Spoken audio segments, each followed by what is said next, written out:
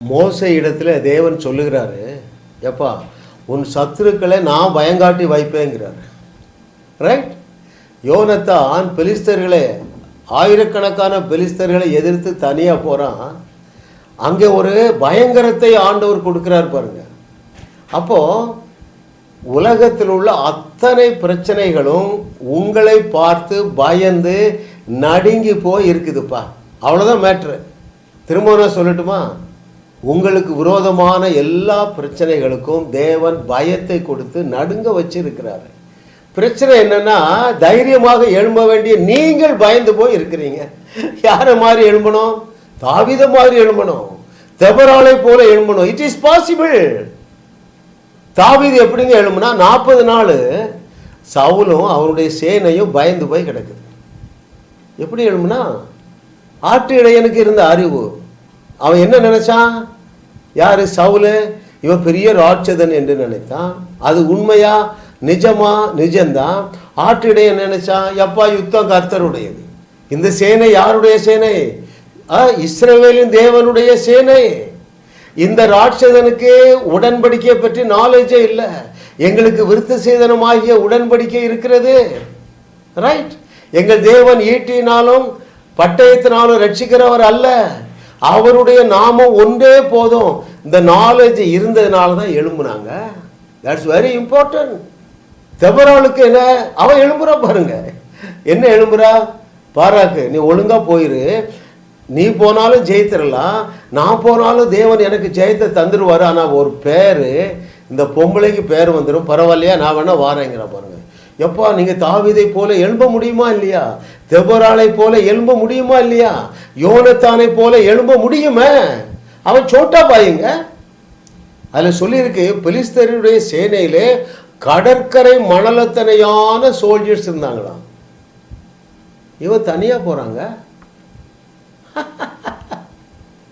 கர்த்தரை தெய்வமாக கொண்ட நீங்கள் பாக்கியவான்கள். மலை போல் இருக்கிற பிரச்சனையும் பயந்து போய் இருக்குங்க. எது மலை போல இருக்கு? சுவிசேஷம் உங்கள் தேசத்தில் சொல்ல முடியலையா? அது ஒரு மலை போல, பிரச்சனையை போல தோன்றுகிறதா? ஆண்டவர் என்ன சொன்னார்? மலையை பார்த்து பேசினா போதுங்கிறாரு. ரைட்? பேசி காண்பித்தாரே. ரைட்? அவன் பேசுகிறான் பாருங்க, எலிசா. அவனை பிடிக்க ஒரு சேனையே வருதுங்க. கேயாசி ஐயோ எஜமானேங்கிறான். இவன் சொல்ற, டேய் டோன்ட் வரி, அவர்களோடு இருக்கிறவர்களை காட்டிலும் நம்மோடு இருக்கிறவர்கள் அநேகர். ஏனென்றால் அந்த ஒரு தேவன் இருக்கிறாருப்பா, அவர் ஒருவர் போதும். பென்டகரை விட மோஸ்ட் பவர்ஃபுல் யார்? நான் பவர்ஃபுல். அது அறிஞ்சிருந்தான் பாருங்க.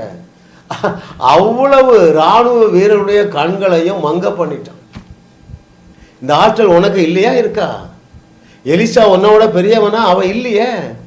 இயேசு சொல்லியிருக்கிறாரு மத்தேயு 11:11, பழைய ஏற்பாட்டில் இருக்கிற எவரையும் விட ஒரு சந்ததி வருது, அது ரட்சிக்கப்பட போகிற சந்ததி. இயேசுடைய இரத்தத்தினால மீட்கப்படுகிற ஒரு சந்ததி வருது. யோவான் ஸ்நானகனை விட, எலியா எலிசாவை விட அவர்கள் பெரியவர்கள் என்று இயேசு மத்தேயு 11:11 சொல்லி இருக்கிறாரே.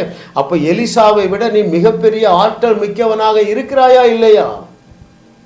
பாருங்கள், கிறிஸ்தவத்தில் தங்களுடைய ஸ்டேட்டஸை அறியாதது தான் பிரச்சனைங்க. ரைட்? தங்களுக்கு என்ன ஸ்டேட்டஸ் ஆண்டவர் கொடுத்திருக்கிறார், இதை நான் அறிந்து கொண்ட நாள் முதல் கிருப கிருப கிருப, அற்புதம் செய்யாத நாளே இல்லை. ஒரு 20 கண்ட்ரிலேருந்து எனக்கு ஃபோன் வருது. நான் இயேசுவை போல ஒரு வார்த்தை பேசுகிறேன், அந்த பிரச்சனை ஏற்கனவே பயந்து போய் இருக்கிறதுனால நான் ஒரு வார்த்தை சொன்ன உடனே அந்த பிரச்சனை தீர்ந்து விடுகிறது.